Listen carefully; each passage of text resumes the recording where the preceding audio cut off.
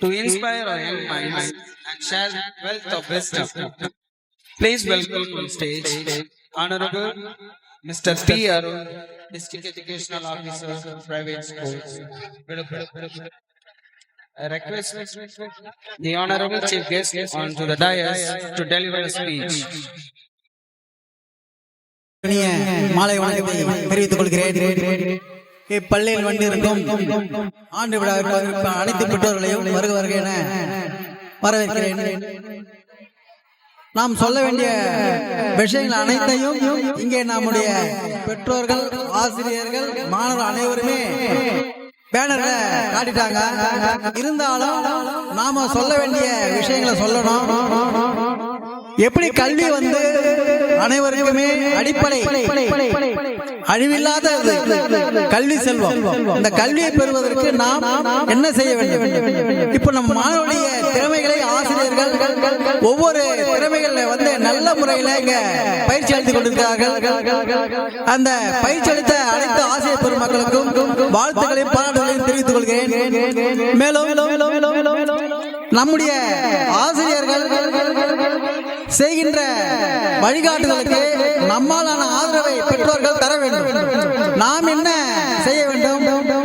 குழந்தைகள் விடியற் காலையில் தூங்கி எழுதல், காலையில எழுப்ப வச்சு பள்ளிக்கூட அனுப்பும் வரை காலை மாலை ரிட்டர்ன் பெற்றோர்கள் காலையில ஒரு மணி நேரம், ஈவினிங்ல 1 மணி நேரம் கண்டிப்பா அந்த குழந்தைகளோட உட்கார்ந்து அவங்க என்ன படிக்கிறாங்க கண்டிப்பாக கண்காணிக்கணும்.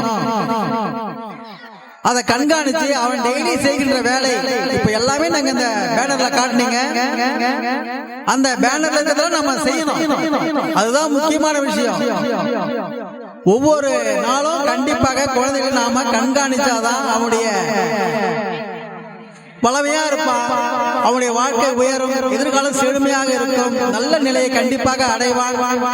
மேலும் செல்போன் பழக்கம் இப்ப ரொம்ப குழந்தைகள அடிமையாகி போயிருக்கு. செல்போன் பயன்படுத்தாத குழந்தைகளே இல்லை. பிறக்கிற குழந்தையிலிருந்து வயசானவங்க வரைக்கும் அந்த செல்போனை ரொம்ப அடிமையாகி எந்நேரமும் செல்போன்ல தான். அந்த பழக்கத்தை குறைக்கணும். செல்போனால இளமையில இந்த குழந்தைகளுக்கு மாரடைப்பு வரக்கூடிய நிகழ்ச்சி, கண் பார்வை குறைபாடு, எந்த ஒரு செயல்பாட்டிலையும் உறுதியான கவனிக்க மாட்டேன், பொறுமை இருக்க மாட்டேன்.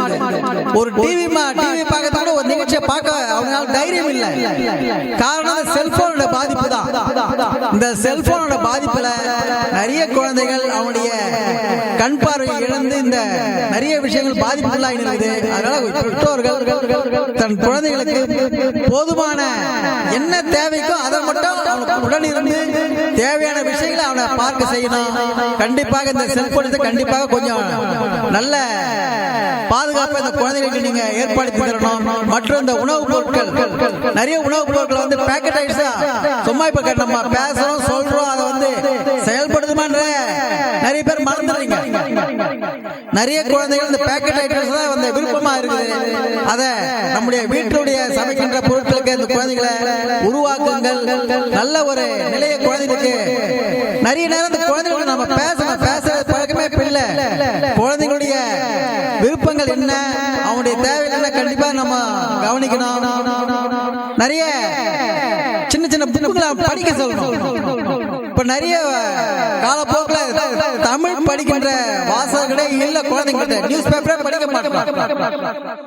தமிழை படிக்க தெரியாம நிறைய பிரச்சனை நிறைய குழந்தைங்களுக்கு இருக்குது. அதனால குழந்தைங்க சின்ன சின்ன கதை புக்கு, நிறைய அறிஞர்களை பத்தி நம்முடைய தமிழ்நாட்டுக்கு இருக்கக்கூடிய அறிஞர்கள் நமக்கு தெரிஞ்சார்கள இரவு நேரங்கள்ல அந்த குழந்தைகளோட நிறைய அறிஞர்கள் நல்ல கதை புக்குகளோட அந்த குழந்தைகளோட விவாதம் பண்ணுங்க. நிறைய நேரத்தை குழந்தைகளோட செலவு பண்ணுங்க. எந்த குழந்தை ஒப்பிட்டு பேசாதீங்க.